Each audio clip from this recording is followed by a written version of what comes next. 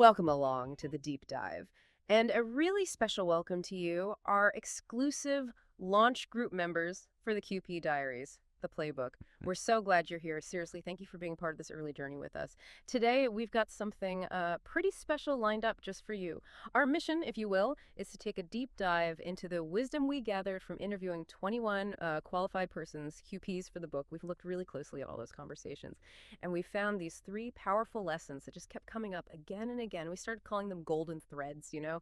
because they really weave through everyone's experiences. They offer this kind of shortcut, I think, to some really profound insights, useful for anyone in a QP role or, frankly, any significant quality assurance position. It's more than tips, it's about the core principles. Exactly. And becoming a QP, well, it's not just getting a qualification, is it? It's a huge professional journey. It's packed with challenges, but also amazing triumphs.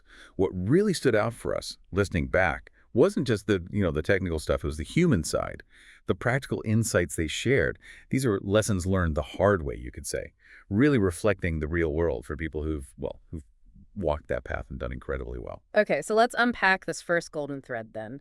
This one is all about resilience, but it's resilience combined with really rigorous strategic preparation, and not just for the QP Viva, that big final assessment, but for the whole journey, really. It's definitely not just technical knowledge. It's about mental strength, adaptability, applying what you know under pressure. Yeah, it's fascinating how often people say that the Viva isn't just about what you know, but how you explain what you know, how you articulate your thinking, kind of on the fly. Mhm. Lots of them described it feeling a bit odd at first. It's just so different from writing an exam answer down, isn't it? Totally different skill set. Right. Vicky, for example, she was emphatic. She said, you cannot practice scenario questions enough because it's this specific skill, verbalizing your reasoning, your decisions, right there and then. Mm. It's like demonstrating cognitive agility, breaking down complex problems out loud, explaining why you're going down a certain path, and maybe even changing course if needed.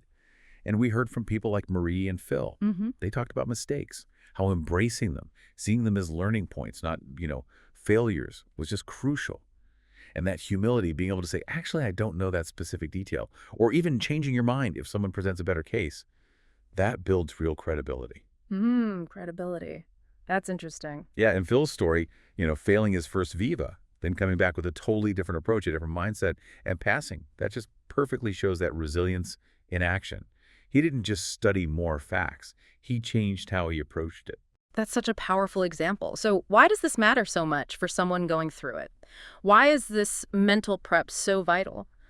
Alona, she found the QP journey hard on many levels. You really have to fight off that imposter syndrome, don't you? You absolutely do. And it requires constant learning. Mukesh and Marie both mentioned that. Every experience, even the difficult ones, the not so nice ones, they all add up. They build you up. It builds that internal strength, that framework to handle the pressure. Which brings us to the how, doesn't it? How do you prepare strategically? Alona's regret about not focusing on the application form earlier. That's gold dust advice. She said, basically, start early, treat that form like a dynamic to-do list. A to-do list. I like that. Use it to pinpoint your knowledge gaps, your experience gaps, before you even start the modules, so you can fill them strategically.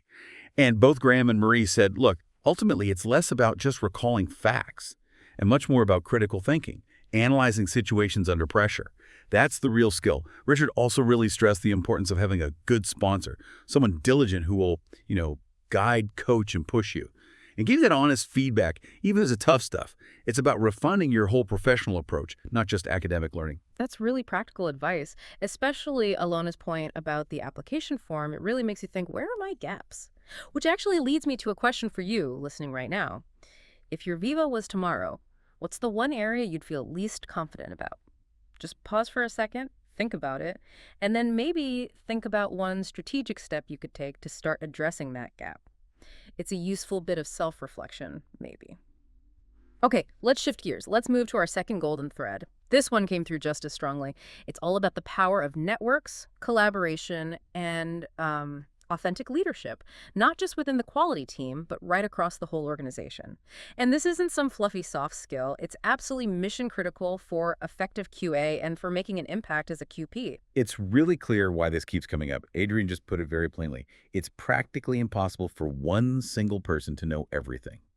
Simple as that in this complex field. So true. And QPs like Kevin and Catherine, they hammered this home. the need to build real friendships, a strong professional network. Because as Kevin said, we don't know everything, and importantly, you're not alone.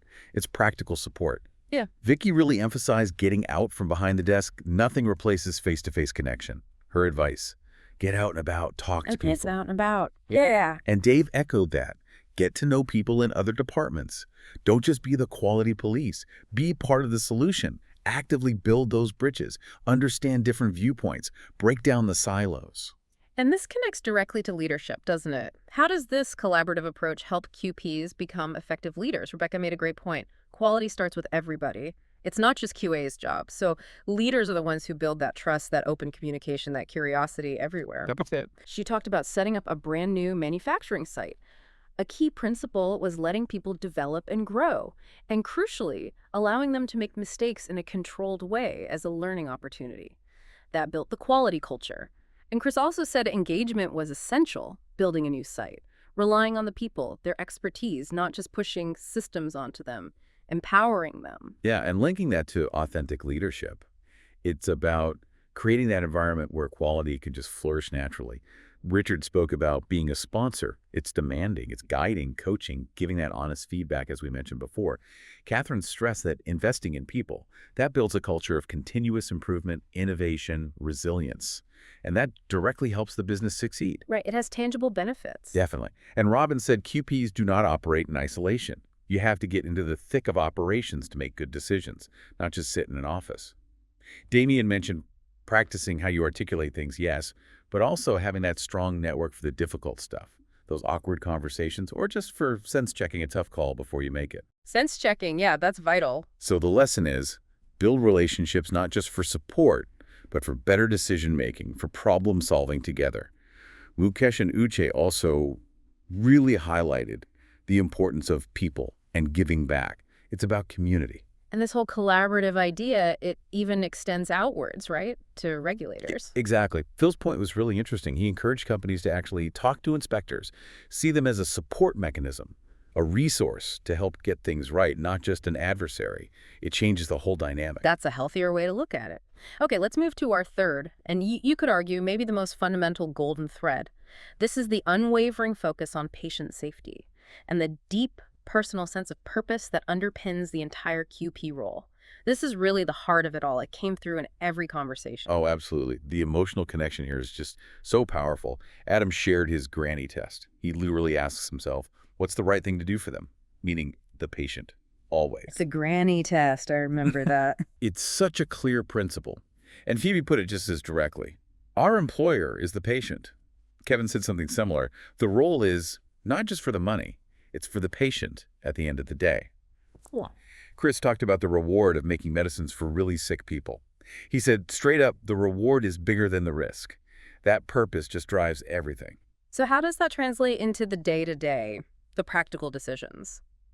Well, QPs like Chris and Robin explain that every single call they make, even navigating that balance, the power to say yes as much as no, it's always guided by patient well-being. Always. Robin pointed out that regulators are there protecting the patients, so the industry's goal has to be aligned.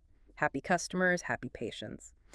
Graham also talked about the QP's role, especially during the pandemic, ensuring those essential medicines were being used every day for the treatment of patients. It makes the impact very real. And this patient focus, it shapes everything.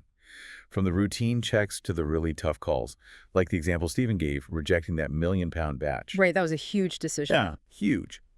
And it wasn't because the product itself was necessarily bad, quality-wise. It was because certain regulatory aspects, linked to an initial tight specification, meant it couldn't be released according to the register details.